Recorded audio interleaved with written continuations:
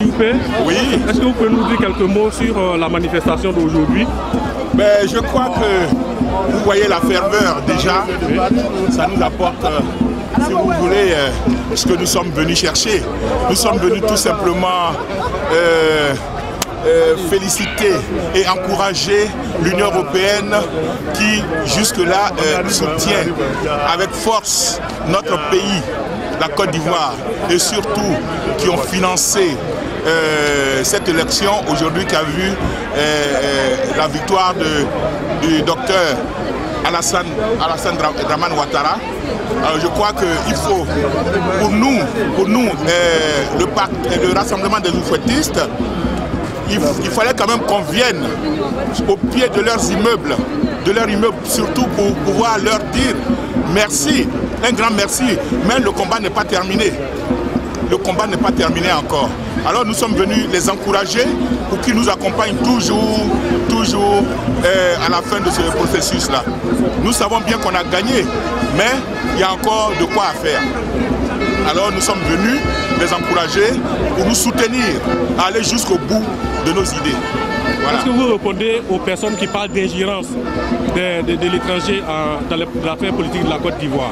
Je crois que ces personnes-là sont dans le faux aussi, comme ceux-mêmes qui sont en face de nous. Parce qu'ils savent que les élections de Côte d'Ivoire ont été des élections exceptionnelles. Ce pas des élections normales. Alors là, normalement, si vous voulez, la Constitution a été mise de côté.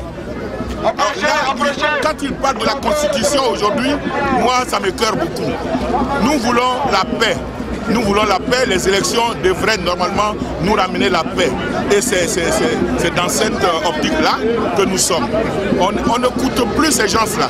On ne les écoute plus. Il ne faut jamais les écouter. Parce qu'ils le savent. Mais ils savent qu'ils sont dans le mensonge. Mais nous, on est dans le vrai. Mais tôt ou tard, la vérité triomphera sur le mensonge. Je vous remercie. Merci. Pour M. Diabaté Aziz, une marche en Belgique aujourd'hui, pourquoi faire? Monsieur Demandé, je vous remercie pour nous donner cette occasion quand même de faire un statement. Cette marche est claire et nette. C'est pour venir protester contre M. Laurent Gbagbo qui est en train de confisquer le pouvoir, qui est en train de prendre la population en otage, dont nous, les Ivoiriens d'Europe, qui avons voté massivement pour Alassane Dramane Ouattara, nous sommes venus pour venir protester, pour dire d'abord à M. Laurent Gbagbo que ça suffit, qu'il doit partir et laisser la place au président que les Ivoiriens ont élu, afin qu'il commence son travail. Parce qu'on a élu pour 5 ans. Si déjà pendant ces 5 ans, on lui prend plus de temps pour l'empêcher de continuer son travail, nous trouvons que vraiment c'est un peu dommage et que les Ivoiriens ont aussi souffert et ils souffrent toujours, mais surtout qu'ils donnent la chance aux Ivoiriens de sortir de sa souffrance. Qu'est-ce que vous dites aussi par rapport à l'ingérence dont on parle tant ces derniers moments, par rapport à l'ingérence des pays étrangers dans les affaires de la Côte d'Ivoire? Je me suis demandé d'abord, vous me donnez une occasion pour dire merci à la communauté internationale, en commençant par l'ONU, par l'Union européenne, l'Union africaine et la CEDEAO, qui n'ont ménagé aucun effort pour aider la Côte d'Ivoire. Il n'y a pas d'ingérence. Il faudra que les choses soient claires, il n'y a pas d'ingérence. Depuis 2002, les Ivoiriens ont décidé de se faire assister par l'ONU. L'ONU a été mandatée de venir nous assister à organiser et à certifier le résultat des élections. Donc il n'y a pas d'ingérence, c'est nous qui avons demandé à cela de venir nous aider. Si on pouvait le faire, on ne l'aurait pas demandé. Alors c'est pour dire que c'est un amalgame, c'est au fait la carte que Laurent Gbagbo et son camp utilisent pour essayer justement de tromper la vigilance des Ivoiriens qui sont peut-être mal informés. Donc cette désinformation, nous ne sommes pas pour, il n'y a pas d'ingérence. Je vous remercie, M. Aziz. C'est moi qui vous remercie. Merci. Bonjour, Mme Konela Laïssa. Qu'est-ce que vous pouvez nous faire comme déclaration par rapport à tous ces événements qui se passent tout juste derrière vous? Nous sommes venus en renfort du RHDP France, je suis du RHDP France, membre du RHDP France, donc nous sommes venus en renfort pour faire la mobilisation et soutenir le président Alassane Ouattara, qui est le président actuel de la République de Côte d'Ivoire, voté par le peuple. Même si le peuple ne sait pas, c'est lui que nous on reconnaît. Donc on est venu devant l'Union européenne pour manifester, leur dire que c'est lui qui est président et leur faire comprendre que leur donner du bouclier, leur dire que voilà, faire des doléances aussi. Les mémorandums on va en donner. Donc la manifestation aujourd'hui, toutes les RHDP Europe se retrouvent. Donc on va manifester jusqu'à l'après-midi et on espère que le message qu'on va leur porter sera entendu et que vraiment Gbagbo va faire le plus rapidement possible. Parce que trop c'est trop, en 11 on n'a rien vu, donc c'est pas maintenant qu'il va commencer à dire autre chose. Voilà. Donc on est heureux de tous d'être tous ensemble. Et quel message auriez-vous lancé à la communauté d'État de l'Afrique de l'Ouest, la CEDEAO par exemple? Par contre, à la CEDEAO, j'aimerais dire qu'il faut qu'elle soit impartiale et qu'elle sache véritablement que le peuple africain il souffre, que la Côte d'Ivoire souffre et qu'on n'a pas besoin de plus de morts qu'il y en a dans le camp Ouattara. Donc ils prennent leurs responsabilités et qu'ils prennent une décision le plus rapidement possible parce que les va-et-vient, les balais, le cocktail de balais, franchement, ça commence à plaire. On n'en veut plus. Voilà, qu'il soit direct, concis et précis. On en finit sur 3 points. Voilà. Je vous remercie. Je vous en prie.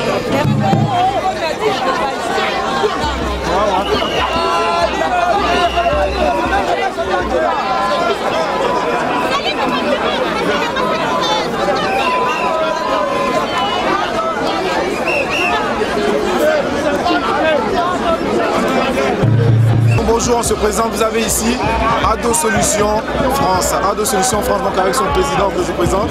Donc voilà, Diaby Keramoko et tous les membres de ce bureau.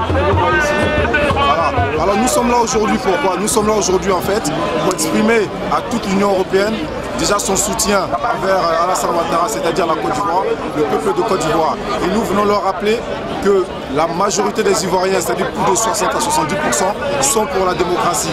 Donc ainsi, nous venons ici pour montrer notre soutien et aussi montrer que nous soutenons fermement la démocratie et tous les pays qui nous soutiennent avec. Ado Solutions, donc, avec le RHDP, devait être présent donc, pour cette manifestation monstre que nous avons organisée aujourd'hui. Voilà notre présence, le but de notre présence ici à Bruxelles. Voilà. Je vous remercie.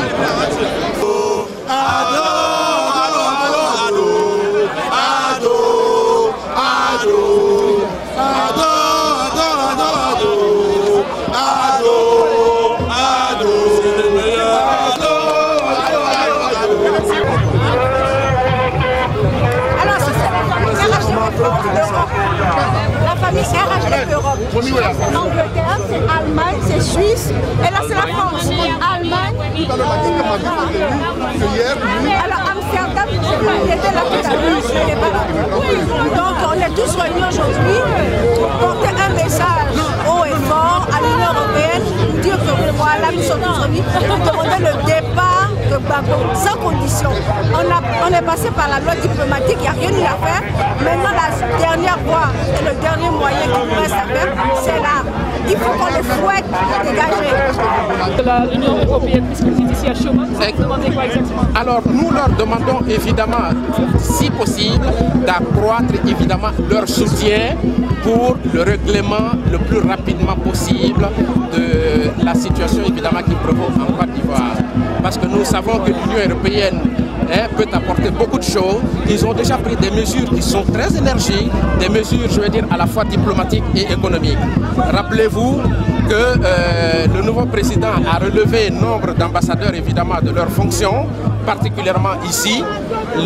L'ambassadeur, évidemment, de la Côte d'Ivoire auprès du Royaume de Belgique et de l'Union européenne a été relevé de ses fonctions. La Belgique, évidemment, a accepté, il en est de même pour l'Union européenne. Et par conséquent, une chargée d'affaires a été nommée. Elle a été reconnue par les autorités belges et par l'Union européenne. Croyez-moi, ce n'est pas rien. Deuxièmement, il y a aussi des mesures, je vais dire, économiques, choses qu'on appelle, qui ont été prises à l'encontre, si vous voulez, de 35 personnes du camp Gbagbo. Je crois que tout ceci, ce sont des mesures évidemment qui prouvent la détermination de l'Union européenne évidemment à aider la Côte d'Ivoire à sortir de cette crise-là. Nous devons prendre ça en compte. Et après la Tunisie, demain, Ben justement, nous osons croire évidemment qu'après la Tunisie, la Côte d'Ivoire évidemment prendra exemple sur la Tunisie pour chasser effectivement ce dictateur de Gbagbo évidemment qui est là, qui a perdu les élections évidemment présidentielles et qui s'approche vaille que vaille. Quand on nous dit évidemment que le Conseil constitutionnel évidemment a déclaré Gbagbo vainqueur, que je sache, la notion de la démocratie, c'est le choix du peuple. En Côte d'Ivoire, il faut savoir que les Ivoiriens, à 54,10% ont choisi le docteur Alassane Dramane Ouattara comme président de la République. Il n'y a pas d'autres institutions qui soient au-dessus, si vous voulez, de l'expression populaire. C'est ça la démocratie et cela doit être respecté, non seulement pour la Côte d'Ivoire, mais pour la sous-région ouest-africaine, pour le continent africain et pour l'ensemble, je vais dire, de choses comme on appelle du monde. Il faut que cela soit respecté.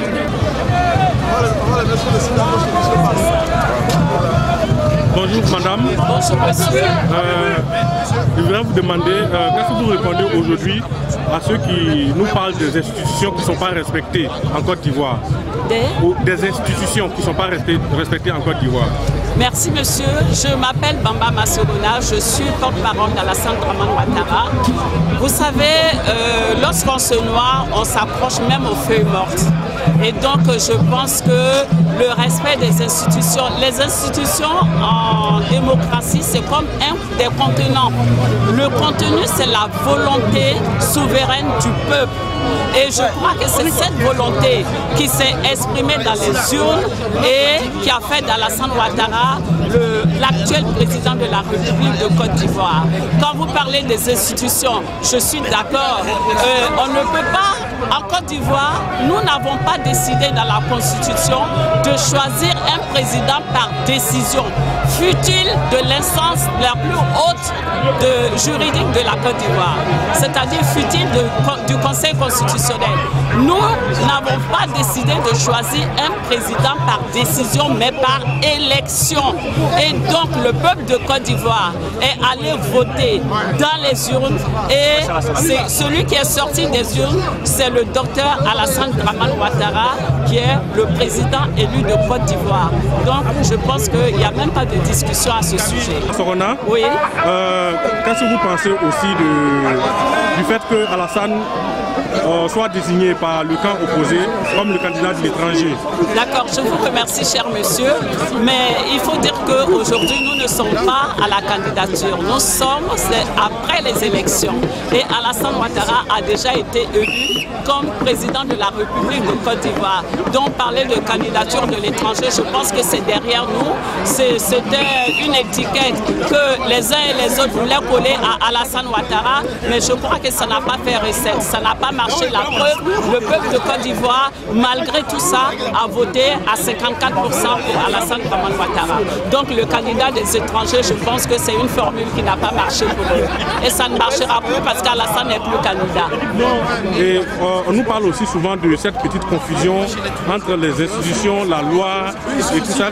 Vous pouvez nous faire une petite précision? Voilà, je crois qu'en face, le président sortant, qui est le candidat malheureux aux élections de 2010, fait de la loi et du respect des institutions son cheval de bataille.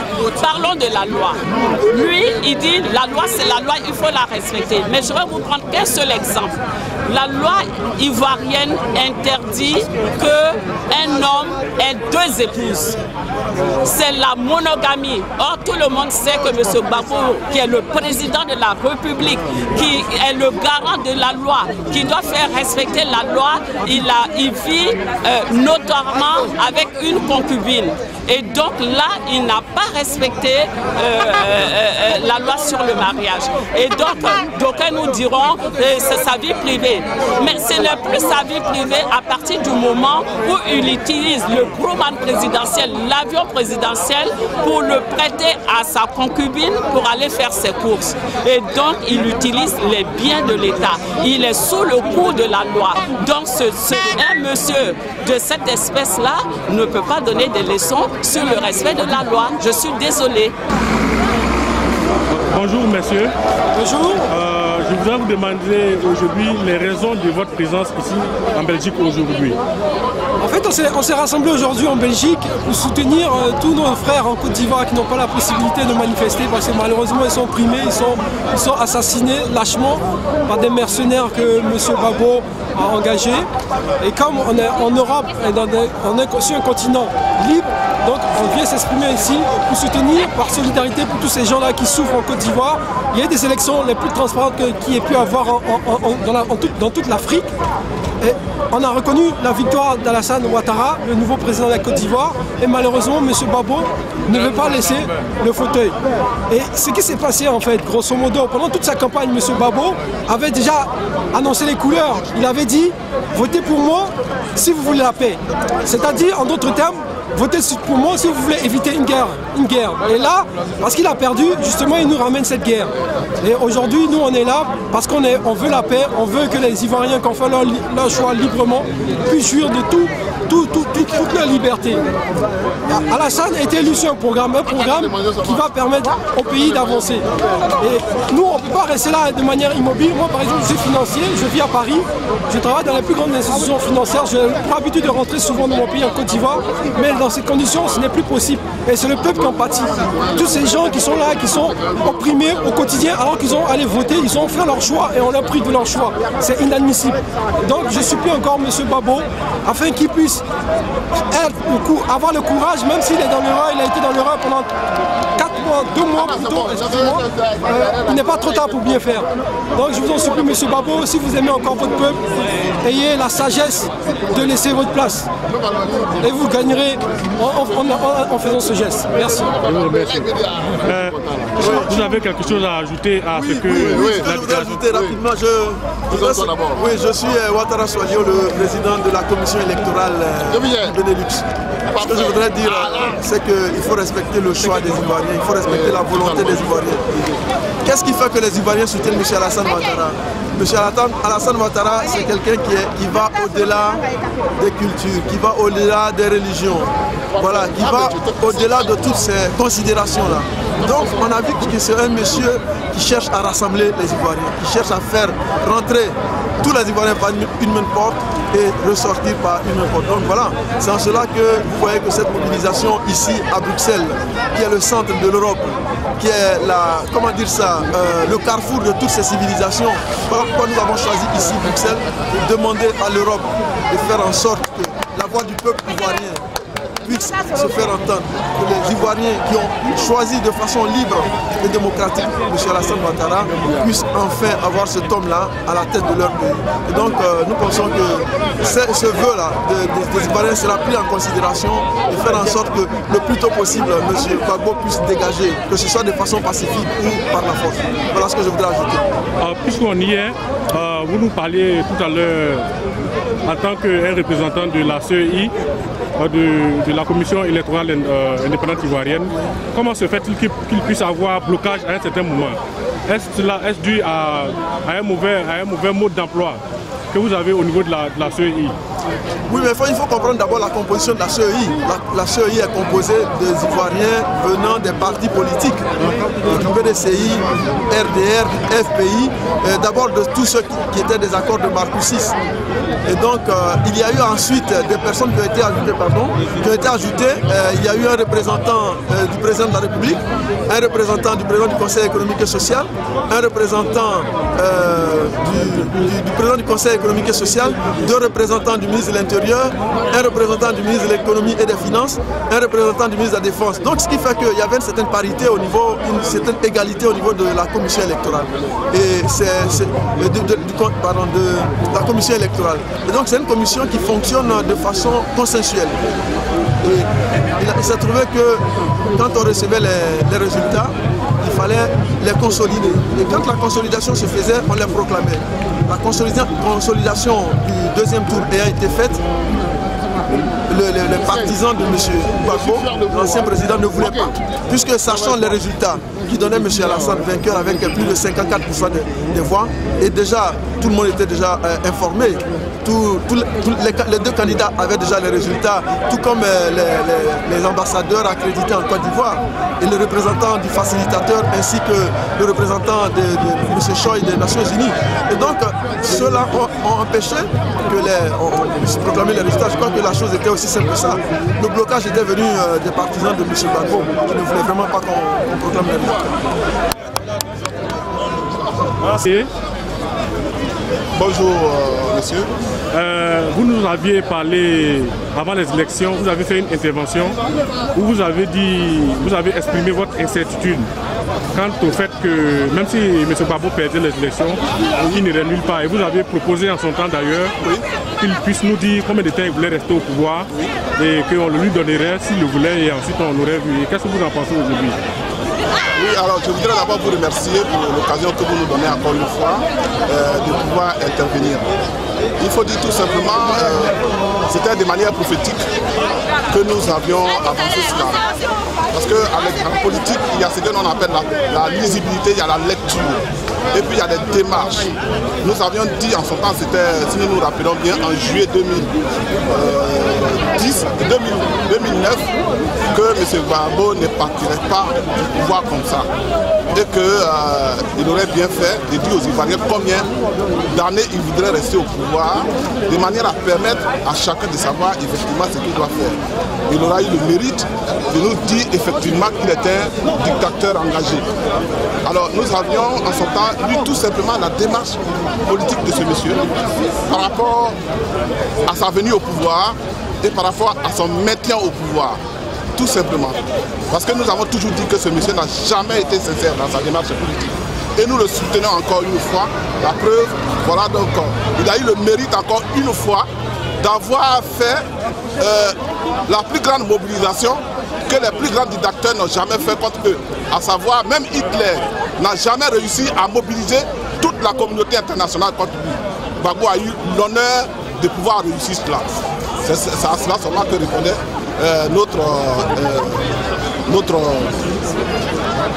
notre assertion que nous avions eue au départ, parce que nous avons su que c'était un dictateur achevé qu'il est en train de nous démontrer, et toute la communauté internationale le sait aujourd'hui, parce qu'il a réuni toute cette communauté internationale contre lui. Tout simplement, nous voulions avancer cela comme propos. Nous avons eu peut-être tort d'avoir eu raison très tôt. Voilà. Je vous remercie.